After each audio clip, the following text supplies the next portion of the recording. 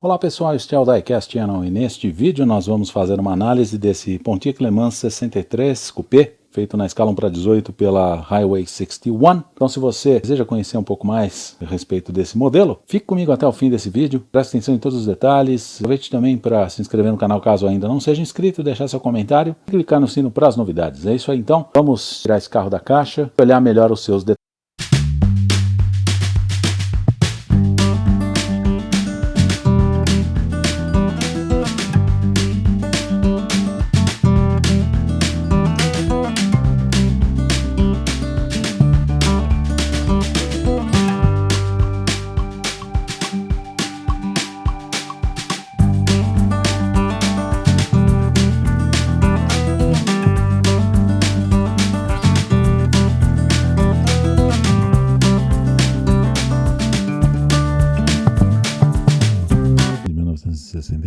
Chamado também de Pontiac Tempest Le Mans, foi uma tentativa da divisão Pontiac de fazer um carro compacto nos anos 60. Em 1961, a divisão Pontiac resolveu criar então um modelo Tempest com base na plataforma e na carroceria do Corvair, da divisão Chevrolet. A Pontiac queria disputar esse mercado, só que não queria fazer um carro com motor traseiro, como é o Corvair. Eu particularmente não gosto de carro de motor traseiro, eu gosto de motor dianteiro nos carros, nem mesmo motor central eu gosto. Para usar essa plataforma do Corvair, fazer um carro mais compacto, foi adotada uma solução de transmissão transaxle, que é uma transmissão na traseira do carro. Era uma transmissão de duas marchas que podia ser mecânica ou automática. Esse câmbio transaxle, que traduzido ao pé da letra seria transeixo, foi a opção adotada pela divisão Pontiac e foi acoplada na mecânica desse carro. A mecânica inicialmente adotada no Pontiac Tempest era um motor de 4 cilindros 3.2 de 195 polegadas cúbicas, que era como se fosse o 389 V8 cortado ao meio, como se pegasse a bancada direita do 389 e fizesse um motor 4 cilindros a partir de meio V8. Uma coisa que é interessante é que é difícil falar desse carro, por exemplo, sem comentar sobre o motor Slant Six da Chrysler. E é também difícil falar desse carro sem comentar sobre o Corvair. Sem comentar sobre o Corvair é difícil porque ele usou a plataforma do Corvair. E sem comentar sobre o Slant Six da Chrysler é difícil também porque o Slant Six seria como se fosse um V12 cortado ao meio. Então o 4 cilindros era um V8 cortado ao meio praticamente. Qual que foi a vantagem de fazer esse motor de 4 cilindros? É que a linha de montagem era compartilhada com a do 389, conhecido também como Trophy V8. Então isso gerou uma economia para a divisão Pontiac na época. Eles conseguiram com o motor 4 cilindros uma distribuição de peso aproximadamente de 50% para 50% no carro. O câmbio na parte de trás e o motor na parte da frente. Quando foi usado o motor V8 de 326, como é o caso dessa miniatura, essa distribuição de peso já ficou 54 para 46. Não ficou tanto metade, mas ficou bem distribuída. O carro tinha uma boa dirigibilidade, era um carro bastante rápido, inclusive existia também o Super Duty, que era uma das versões deste carro. O Le Mans, que é o caso desse carro que eu estou analisando, era uma versão de acabamento do Tempest. Ele era praticamente igual ao Pontiac Tempest. Uma diferença marcante do Pontiac Tempest para o Le Mans eram principalmente do ponto de vista estético, as lanternas. A traseira tinha o mesmo desenho, os mesmos vincos, a mesma configuração de tampa de porta-malas, o mesmo local da portinhola do tanque de combustível, só que o Pontiac Tempest contava com duas lanternas redondas na vertical, nos cantos das laterais traseiras. E o Pontiac Le Mans com duas lanternas compridas, horizontais e retangulares, abaixo da linha da tampa do porta-mala, juntamente com o chapão. O chapão encobria a portinhola do tanque de combustível. Já o Tempest não tinha esse chapão, que era um modelo mais simples. O Le Mans era uma versão um pouco mais incrementada, caprichada, foi chamado também de Tempest Le Mans. Este carro foi o que deu origem ao Pontiac GTO, que iria surgir em 1964, com um desenho um pouco mais remodelado, o carro um pouco mais parrudo, um pouco maior, mas ainda num tamanho intermediário. O desenho desse carro, do Pontiac Tempest, foi feito pelo John DeLorean.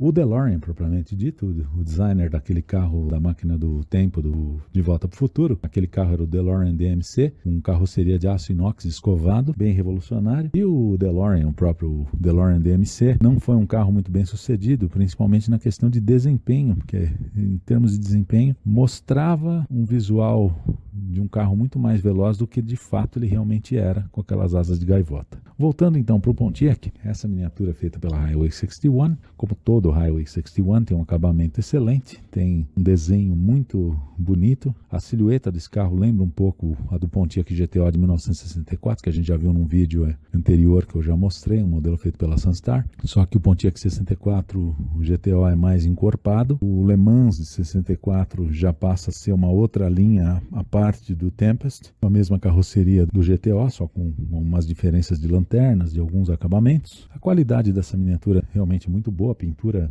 excelente, sem nenhum tipo de defeito, nenhum tipo de aspereza, nem nada. Os cromados são perfeitos, são muito bem feitos. É uma cor que realmente é muito bonita, muito atraente, combina muito bem com as linhas deste carro. A qualidade dos detalhes do interior, do painel, do motor, os cabos e todos os periféricos, a parte de baixo, tudo muito bem cuidado, o desenho das calotas, as partes móveis, além de serem em grande quantidade, são muito bem feitas, com bastante realismo, como nós vamos poder ver nessa miniatura agora. A frente do Pontiac Le Mans para 1963 é uma frente muito limpa, muito simples. O desenho desse carro, no geral, é bastante simplificado, não tem nenhum detalhe que chame bastante atenção à primeira vista, é um carro que é bastante discreto. A marca registrada do Pontiac é a grade dividida, e com a marca registrada do Pontiac é a grade dividida, e com este símbolo da Pontiac, que é uma espécie de uma seta. No caso desta grade, é uma grade mesmo, não é apenas uma malha imitada no plástico, mas sim uma tela, com os frisos cromados, tudo muito bem reproduzido. Os faróis e as luzes de seta aqui também são muito bem desenhados, muito bem encaixados e com realismo muito grande, assim como esses ornamentos do capô. O alinhamento das peças também é muito bom, a qualidade dos cromados é muito boa, os limpadores são peças à parte, o cromado em volta do para-brisa é uma lâmina de cromo folheada, que dá um acabamento muito bom, e a antena metálica, que é uma peça retrátil muito bem feita. O retrovisor também está numa proporção muito boa, ou seja, este modelo realmente está muito bem feito, bastante caprichado, com uma qualidade muito boa. O cofre do motor com o 326 V8 na cor correta, que é o motor azul claro. Muitas vezes eu vejo as pessoas customizarem miniaturas de Pontiacs pintando o motor de vermelho. Estaria errado essa cor, a cor do motor do Pontiac é azul claro, como neste modelo aqui. Não é aquele azul metálico como existe nos motores dos AMC. A panela de filtro aqui está muito bem feita também, num preto brilhante, com os cabos de velas aqui embaixo, as tampas de óleo das tampas de válvula, a coifa do radiador, a tampa do radiador, com detalhes muito bons, o reservatório, os cabos da bateria, feitos todos com muito bons detalhes, e essas